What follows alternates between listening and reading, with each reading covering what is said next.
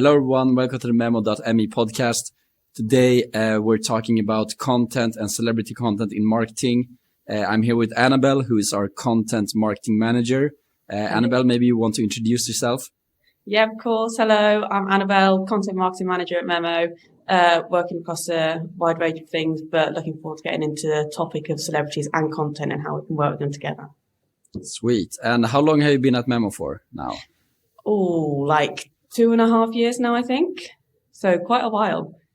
Nice. That's a lot of celebrity content in those 2.5 years then. A lot of celebrity content, across a lot of different channels. So I think we have a good bank of learnings behind us. Sweet. Yeah. Well, I think then, without further ado, let's just jump right into it. All right, let's go. So from a content or marketing perspective, why should brands use content creators, professional content creators, or celebrities from the first start? What do you think are the main keys and why? Well, I mean, aside from the obvious, obviously celebrities are attention grabbing, and throughout history we've been using them throughout it, within our campaigns. But now, especially on social media, the landscape has changed from connection to consumption. So before it was all about connecting with people that you know and giving updates on your life and whatever. And now it's much more like an entertainment industry. So we want quick entertainment, fast, that users can consume. And so as a celebrity, we can they can provide that entertainment because they already have they're known for being entertaining in XYZ verticals. And they can just they grab the attention in other campaigns, but then they can provide authentic content that people already enjoy and can relate to. Yeah. So entertainment from they will make the actual marketing entertaining. Yeah, exactly. Yeah. I mean, you can get normal people to be entertaining, of course. You can hire actors and whatever, but celebrities add that added value of already being known and recognizable. It's the phrase thumb stopping content. You need to get people hooked in from the start, which you can do with applying best practices like hooks and whatever, but celebrities get you there much quicker. Yeah. Okay. Yeah, I agree. And I think also, that is part of it. And especially now on social media and, the content platforms that we see today, but also how they can, play on the branding part, which I don't think a UGC creator, some might be able to also build a brand, but a lot of celebrities will also have that history with the user and with the audience. So they can actually tap into that relationship as well and get that halo effect on the brand. Yeah, 100%. Building positive associations towards a brand is one of the best values that they bring. We see a lot of brands using celebrities to create this more entertaining content, etc. I also think something that we see is brands that want to tap into new market or new target segments can really use celebrities to, get right into that target segment and become relevant immediately, whether it's a new market or a new group of customers. Have you seen any really good examples of brands doing that? Yeah, for sure. At Memmo, one of our clients, Babbel, they started off in just one market, and then they saw that the celebrity content was working really well. So they expanded into more markets using local celebrities in each of those markets, and it's performing really well. And I think that goes to show that if you want to go into especially if you're a central team, then expand into somewhere new. You don't really know, or you might not know as much of the audience as what you did if you had local teams. So by using a celebrity who is well known in that area, maybe in a bit of a niche as well that's linked to your brand, so there's already a strong partnership and association, then it's much easier to tap into that market without having needing a whole extra team to help you do that. Yeah, it's like a cheat code. You become local and relevant right away. Yeah. At scale. Perfect. At scale, exactly. Yeah. So that's really good takeaway, I think. Yeah. Also, if you've then if you've seen that something's performed well, at Memmo, we use the term rinse and repeat. If something's working well, then you keep going with it and keep learning from it. So they'll already have the framework of what is working in their content, and then they just apply it to each market. And the only thing that changes is the celebrity pretty much. So it's so easy to multiply and expand. Yeah, it's really true. I think the only thing that you need to consider then is that you also need some kind of local understanding of like the celebrity landscape. Yeah. So you need someone to either help you or have a local that like knows which celebrities will be relevant for this product, this audience, etc. Then you'll be golden. Yeah, for sure.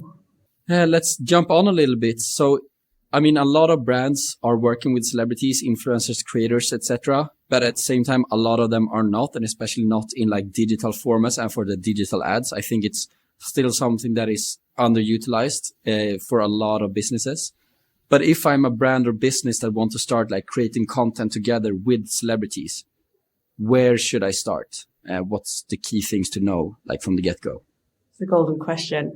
I think you should always start with like your end goal, like what do you want to achieve, because you need to then build your process backwards from that. So, for example, say if your main KPI is to improve click-through rates, then you need to look at, okay, so what will actually make people click on my ads? It needs to be engaging. What makes it engaging? Fun content. What will emphasize that fun content? A celebrity face who people already know and love. And then you build back from that. So I think first you like set your goals, and then what are your key metrics that will help you achieve those goals? And then what kind of content can you tap into? If there's a trend that you can apply to that, or just regular content. And then from that, which celebrities can amplify that content? Yeah, exactly. And I think like taking that, really know like what you want to achieve and have that in like a broad setting as well. So like, as you say, like you want to, grow brand awareness, and then like which target group do you want to grow in? If you know that, it'll be easier to like extract the celebrities. Also, like which product are you actually going to promote? What is your brand for these people? Then you'll have a solid foundation. Yeah. All right. So I'm the brand. I know what I want to achieve, etc.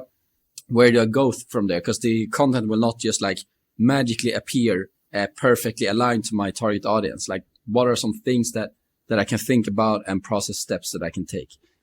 Yeah, of course. Well, I mean, like we said before, it's this rinse and repeat theory. So if you have content that you've been using in your performance marketing before that's like performing really well, you've like tested a few different versions, you know, the framework that's like resonating most with your audience, then you want to amplify it. That's when you can then think, okay, how can we bring a celebrity into this? What element of this can we apply celebrity voice or face to? And that is where you will start. But it's all about like what's worked for you before, because you already know your target audience and like your product that you're promoting, etc. So it's just using what you know works and making it better. Or the other way around, if you have something that like it's not really working for you and you're thinking, why isn't it working? We're saying all the right things. We're using our like brand fonts and colors and whatever, so people already know us, like what's not working. Then it might be a case of let's try something new, let's bring in a celebrity, and then you can test different variations of that content too to finally find something that's actually working for you and making your audience trust you and take the action that you want them to take. Yeah, I totally agree. And I think that what you're talking about there, like taking what already works, is really something very interesting, and a lot of brands might not do it. But I think we had like a very good example here at Memmo very recently as well, where it was a brand doing like skits with like actors from their own company. So the marketers in the company made like skits that were really funny and put the product in a relevant setting. But then they also partnered with Kate Flannery from the American The Office, who plays like Meredith. And so they took what worked, they amplified it with a super well-known face, and then from there they could create like new content that outperformed the previous ads. Yeah. So is that what you're talking about, kinda? Yeah, 100%. Because then it's like, if they know it's working, how can they make it even better? And I think that's one benefit of like working with digital content, because before, especially like traditional brand awareness campaigns, for example, that were like out of home marketing campaigns, it's so hard to track like the success of those. Whereas now in like a digital landscape, every single click, like every single bit of data is tracked. And it's so helpful for us as marketers to be able to like continuously optimize, change, learn. And I think brands are like slowly getting to like learn that this is what you need to do, especially like traditional brands who are so used to the old way of doing things. But it's just vital to like continuously track what's going on, whether you're reaching your goal, how you can optimize it. And like, it's not just like a one size fits all. It should be a continuous thing, like week over week. And that's one benefit of working with digital content. Yeah. And as you say, I think that's also something that we see with like our top performing clients, that they really test different versions of the content, not just like one version, which I think is more like the traditional celebrity marketing mindset, that you like get one piece of content or you film one video and then just go for it. Maybe you test it in like target groups or something like, or you test it with some, what is called that? Like the testing groups. Focus groups. You might test it in like you might test it in focus groups, etc. But now with digital, you can actually like test different versions of the same video, and also start to learn like which celebrities are the ones that are resonating with your audience. Even like, I think that just the concept of celebrity content is new in itself, because when people think of like celebrity, or more so, I think people think of it as like influencer content, influencer marketing. Like most brands think that if you're purchasing content from a celebrity, it's the best thing to do is for them to post it on their page, and you don't really have much control over like what they're doing with it. Or you don't get to see many insights. You obviously do get some reported back, but you don't get like the granular detail of if you use it in your own performance marketing. Obviously both have pros and cons, but I think when people think of celebrity marketing, they think of that side of things without actually realizing, hey, we can actually use it in our own channels and have full control over the testing process and like how we want it to be portrayed. Yeah, especially now as well, as you said, like, organic is all about entertainment, and reach comes from like entertainment. So if a post doesn't perform on the celebrity's own channels, then it's pretty much like done. Yeah. It's not like it used to be that you get like a pretty good reach within the following. It can be that it's like pretty much no one sees it. Yeah. Which you can avoid if you do it in your channels as well. Exactly. So there's a lot of celebrities and content creators, etc. out there. Some make really good content, better than others, potentially as well. So what do you think makes a celebrity really good at creating the kind of modern content that we need for our ads today? I think they need to be entertaining. Like, as we said, it's like social media, or the digital landscape in general, is all about consumption now. So they need to have some element of like, they need to be funny, or like they need to tap into some sort of human emotion. It doesn't matter what it is. But I think like some celebrities are just like a naturally, especially if they've like had a lot of practice over the years, they've done a lot of interviews, or like they're just very like aware of the media landscape. They might have had media training, like they've had a lot of practice, so they kind of know how to portray themselves in like an engaging way, so to speak, not so like monotone or whatever. So I think like, yeah, a lot of practice. But yeah, some talent are just like born for it. Like, it might be related to their roles. Like if they're a reality star or a TV pundit or like one of those things, then they're already like part of their role is to be entertaining. So yeah, but if you end up like, say if there's a talent who you want to work with who might not be the most engaging, but is like the perfect fit for your brand and has like the right niche audience that you want to tap into, then you can still like work alongside them and like support. They might just need a little bit extra support in how to make it entertaining. So if we take an example of an older footballer who doesn't have much media training but is like perfect for your brand, and you want to tap into some trend on TikTok, if you just like explain a little bit more the details of what they should do and like how they should speak, or like the angles they should use, something like that, just a bit more direction, then they can provide entertaining content too. But it just takes a little bit more work. Yeah, totally agree. And I think something that also we can add there is like, you can always edit the content, and that's something I think is like also key for like you can actually like increase the speed by just like 10%.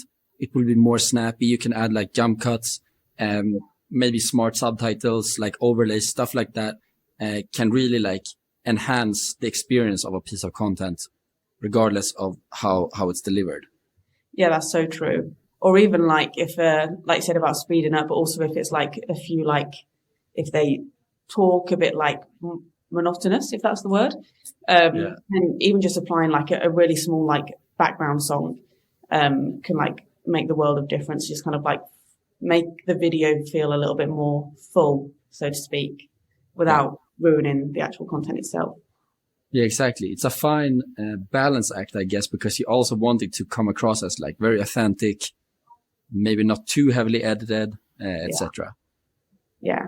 But I think now, especially on like short form video platforms, it's like, it's the norm to have, and actually it's best practice to have at least subtitles, and some sort of like often background music and like the odd thing like flashing up. That's what most creators are doing. So if you like make the content more geared towards how it should be anyway, then naturally it will be a little bit more engaging for the user. Yeah. And also we can like the testing part here as well. Just test different versions. Yeah. So when working with celebrities or content creators for like your ads or organic content or whatever, how much should you get involved in the actual like, how much should you get involved in that process of creating the content?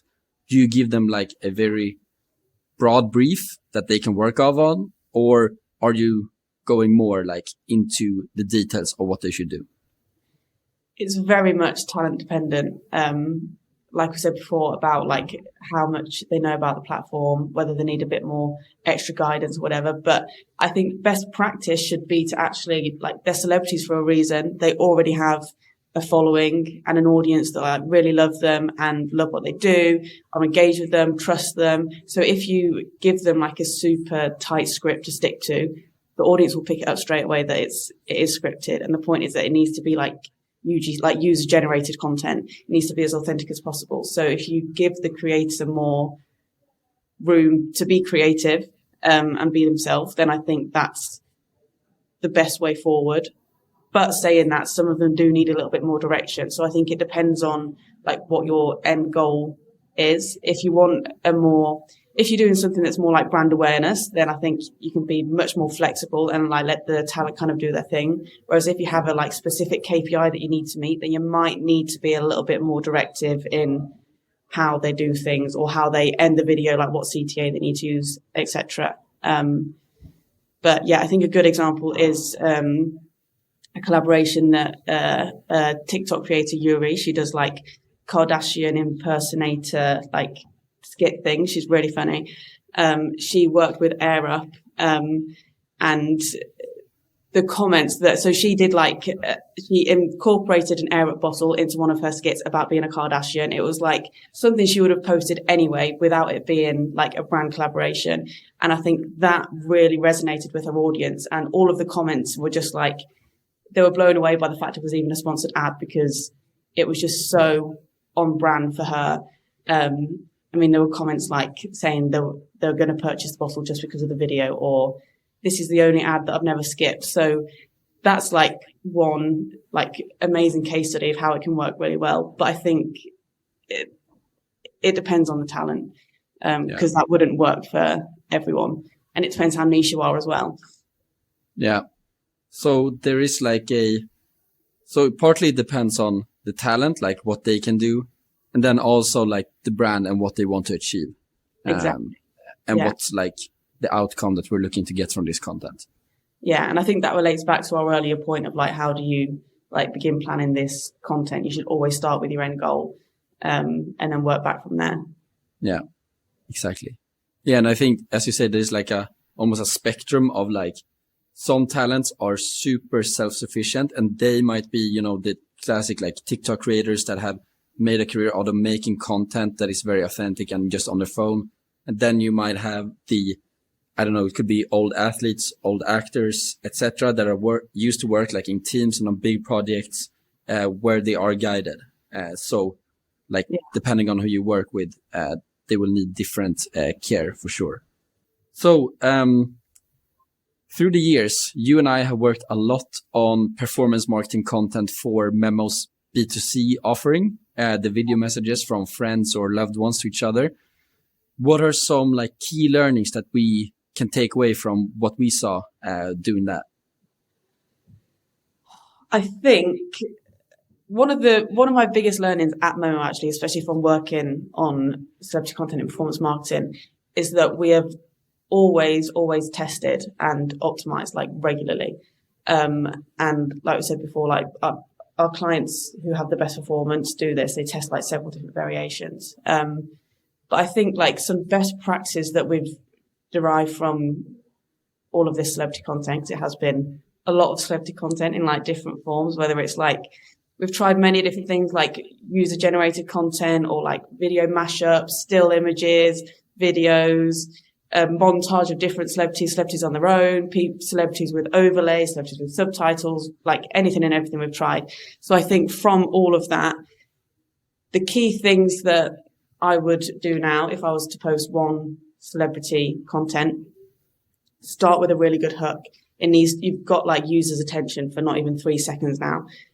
So whether it's a celebrity or not, the celebrity helps you get there anyway by getting attention, but they need to say something really fun and engaging, and it should link to the rest of the video because like you want them to continue to stay, but it should be something like a little bit out there or like trigger some curiosity. And then always add subtitles because not many people actually watch short form video with their sound on now. And clear CTA at the end, depending on what your goal is. But most importantly, aside from the hook, it needs to be authentic and entertaining because that is the only thing that people are like resonating with now. Like the shift in how we use social media is wild. It's like completely changed and people see straight through a promotional thing. So before, when we've like created content for celebrities for example, Mother's Day, and we've tested 2 different kinds of videos. So one that's like a really just typical promotional video, like, hi, I'm on Memmo, book a celebrity video for me. And then one that's more like, oh, Mother's Day is coming up. This is what I think about Mother's Day, like something that they'll post on their own page anyway. And the like more authentic post got much more engagement across like many different celebrities. But then when we've used it in our performance marketing, like I said earlier about having more control over what you do, then often it's the more like clear, directive ones that are a bit more promotional with an overlay for Mother's Day, for example, that perform best. Went off on a bit of a tangent, but key things are hook, engaging content in the middle, CTA, subtitles, and an overlay where relevant. Yeah, I agree. And I think, as you say, like for the more like bottom of funnel content, it can really work with these more transactional, promotional videos. Yeah. But then, if we look for engagement, then we need something that is more like storytelling behind it and stuff like that. Yeah, exactly. Yeah. Especially now with like so many brands focusing mostly on organic content, because obviously the return is like much greater. Then the pressure is really on the content specifically. You can't rely on anything else to help you reach your goals. Like it's the content that needs to be amazing, and to do that you need to apply all the best practices that you can to make the most of it. Yeah. I also think another thing that is really interesting that we saw a lot is how different celebrities will be really good for different occasions, and how that's like identifying the celebrities that are good for a Father's Day promotion or a Christmas promotion or a Mother's Day or Valentine's, whatever it might be. Like that's such a key thing as well, to like test different ones and see like, okay, this group of talent are actually like really outperforming. And I think the learning for brands there is that they need to find the celebrities that really resonate with both their audience, but also the thing that they're promoting and the timing. Yeah, 100%. I think that also again links to like working digitally, like the access to data that we have, like that's all derived from learnings of like previous campaigns that we've run for those holidays, and then like making very data-driven decisions to know who we can promote. And I think that's also one thing that like I love about Memmo, that like when we partner celebrities with brands, like we use our own service firsthand. I think that's why it's good, because we know exactly like the things to look out for, what to recommend, because we have our B2C side, which is exactly what we're using our own service to promote. Yeah, exactly. Proof of concept. And also that we always follow up with our clients. Yeah. Also exactly. major key. Yeah. The latest buzz is like AI and content creation, etc. We see also a lot of people doing like celebrity remixes with AI, or even creating like celebrity messaging through AI. Obviously, it's not there yet, but have we used AI in some way in our content creation recently? And if so, how? Yeah, more so in ideation phase or like planning phase rather than actual designing content, because I believe that is something that like you need a human touch for. But like, for example, like if we're like supporting clients with like scripts for talent to use, then we've like tested quite a few prompts. So now we know that like if we tell ChatGPT, for example, like what the campaign is, who the client is, what their tone of voice is, all of these like informational bits, then it can produce like scripts for the specific campaign, which is really handy. I think one of the hardest things about being in marketing on the creative side of marketing is that you can't be creative all the time. And it's much, much easier to edit copy, to edit a design, to edit an idea than to think of it yourself.